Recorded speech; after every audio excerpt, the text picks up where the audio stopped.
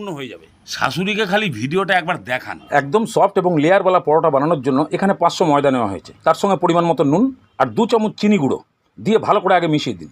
এবারে আঙুল দিলে সহ্য করতে পারা যাবে এরকম গরম জল অল্প অল্প করে দিয়ে একটা সফট ডো তৈরি করে ফেলুন। বেশ ভালো করে উল্টে পাল্টে একদম ঠাসিয়ে মাখুন। এবার 2-3 চামচ রিফাইন তেল দিয়ে ভালো করে আরও 5-7 মিনিট মেখে নিন। ভালো করে মাখা হয়ে গেলে উপরে সামান্য রিফাইন তেল লাগিয়ে দিয়ে 8 ঘন্টা ঢাকনা দিয়ে রেখে দিন। 8 ঘন্টা পর একটু বড় বড় সাইজের লেচি কেটে আগে লেচিগুলোকে রেডি করুন, তারপরে লেচির উপরে সামান্য রিফাইন তেল মাখিয়ে ঢাকনা দিয়ে রাখুন। এবার একটা বাটিতে সামান্য রিফাইন তেল আর 2 চামচ ময়দা দিয়ে একটা লিকুইড পেস্ট বানিয়ে রেখে দিন। এবার একটা করে লেচি নিন আর ময়দা দিয়ে যতটা সম্ভব পাতলা করে বেলে ফেলুন। ওপরে ওই ময়দার লিকুইড পেস্ট দিয়ে ভালো করে মাখিয়ে দিন।